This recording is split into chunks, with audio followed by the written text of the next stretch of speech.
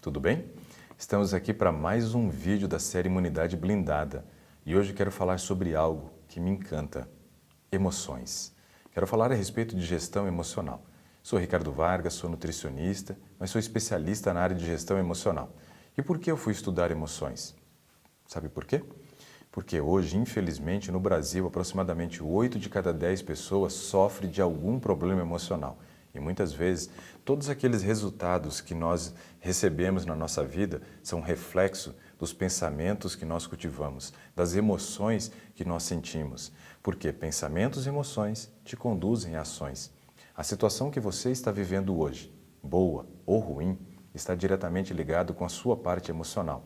E quando falamos sobre emoções, se explora muito um aspecto, o aspecto emocional aqui. Mas se fala muito pouco a respeito da relação do cortisol e serotonina. E você percebe que nos vídeos anteriores eu já vim destacando alguns aspectos importantes. Sabe por que eu fui estudar gestão emocional, além de 80% da população estar sofrendo desse problema, impedindo que eles conquistassem o peso que eles desejavam, o controle de uma glicose ou o controle da pressão sanguínea? Eu fui estudar a parte emocional porque eu descobri que o hormônio da felicidade, 95% dele era produzido no intestino. E como nutricionista, senti que tinha um grau de responsabilidade muito grande sobre esse assunto. Precisava conhecer mais. E fui então trabalhar nessa área, estudar mais a respeito de gestão emocional. Fiz não só um curso na área de especialização de análise de comportamento humano para conhecer mais a respeito do funcionamento da mente, como fui fazer o meu mestrado em serotonina, trabalhando justamente com a produção do hormônio da felicidade, no que nós chamamos hoje de segundo cérebro.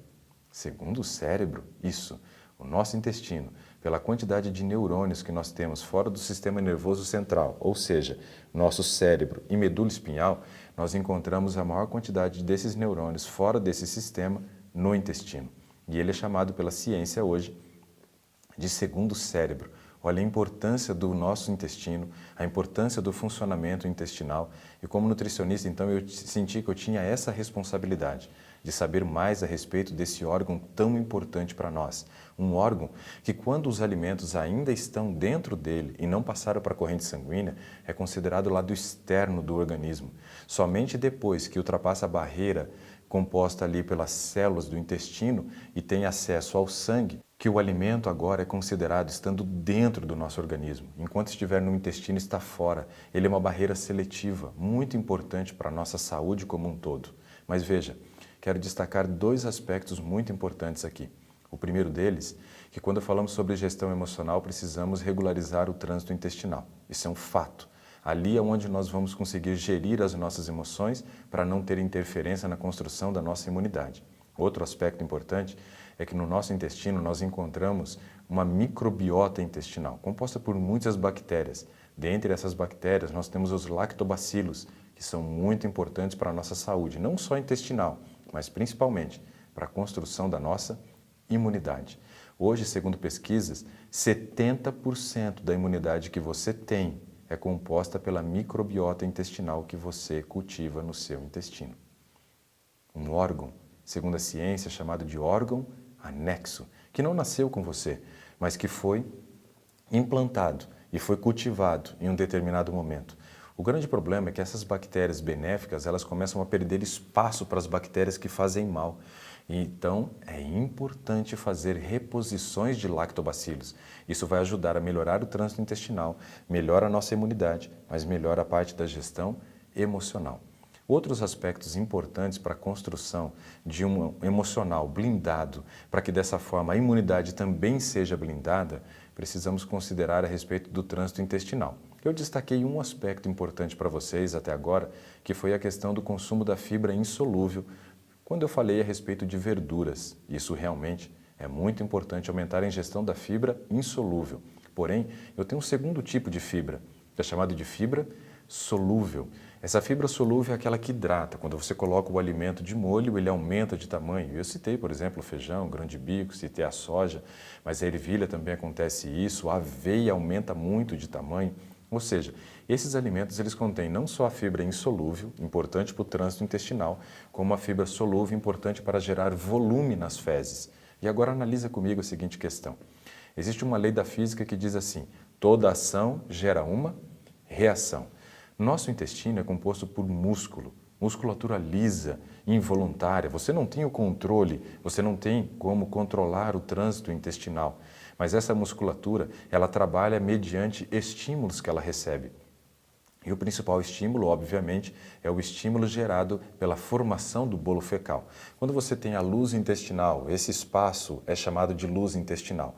Se você, por exemplo, faz uma refeição onde você come um volume muito pequeno e também não ingere a fibra solúvel, corre o risco de você não ocupar todo o espaço da luz intestinal.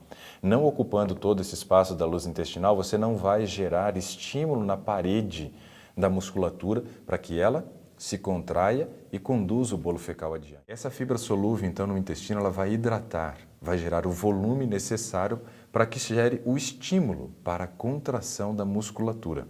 O segundo aspecto importante com relação a gerar esse volume é quanto você ingere de alimento em cada refeição. Nós temos hoje uma recomendação onde dizem para a gente comer a cada 2 horas, 3 horas e comer pequenos volumes, porque isso ajuda no controle do peso. Mas seguindo na contramão, existem pesquisas que provam que comer menos vezes ao dia com um volume maior ajuda a controlar o peso de maneira mais eficaz do que ficar fracionando nossa refeição várias vezes ao dia.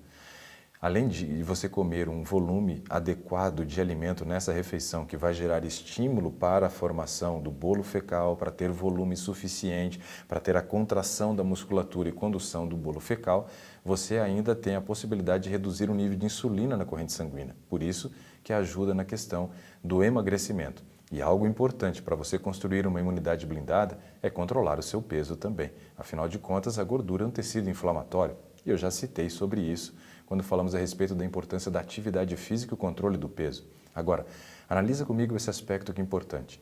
Comer menos vezes ao dia, um grande volume de alimentos, mas de alimentos que sejam alimentos naturais. Lembra da questão dos 70% de alimento cru? Os alimentos crus, eles são ricos em fibras, são ricos em água, tem bastante vitaminas, minerais, tem carboidrato, pode ter proteína, pode ter um pouco de gordura também, porém, eles não são alimentos calóricos. A tendência é que os alimentos in natura tenham um teor de caloria bem mais baixo do que qualquer outro alimento na sua versão industrializada, onde a caloria vai lá para cima, porque se concentra determinados nutrientes, principalmente a gordura, que é rico em calorias. Cada grama de gordura gera 9 calorias, cada grama de carboidrato ou proteína gera 4. E a indústria adiciona muita gordura ao alimento. Retira a fibra e adiciona a gordura. Olha só que coisa complicada, porque você vai piorar o trânsito intestinal, vai piorar então as suas emoções, que é fundamental, vai ganhar peso, que também piora as emoções, principalmente se é mulher, porque mexe muito com a imagem corporal, a autoestima da mulher é abalada e mexe com o seu emocional.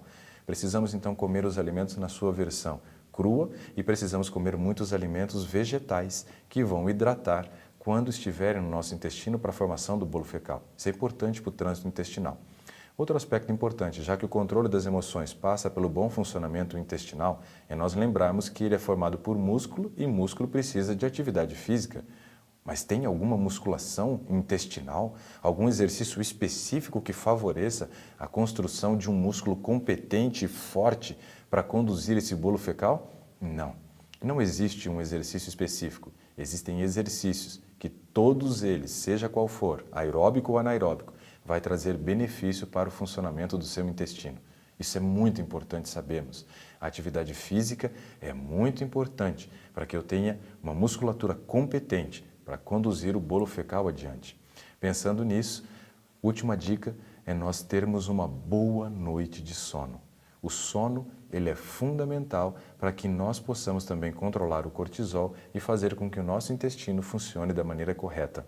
Uma das dicas eu já tinha passado, que é a água, fibra solúvel e insolúvel, fazer atividade física, controlar a sua qualidade de sono, que eu já havia citado também sobre a importância do sono, e fazer a reposição de lactobacilos e comer menos vezes e mais volume de alimentos naturais. Essas são as dicas para que a gente possa melhorar o trânsito intestinal, gerir melhor as nossas emoções, porque quem gere bem as emoções têm imunidade elevada. Para você saber mais informações a respeito desse assunto que nós trabalhamos hoje, que é a parte da gestão emocional, e os outros assuntos que já estamos trabalhando nessa série Imunidade Blindada, você pode baixar um e-book.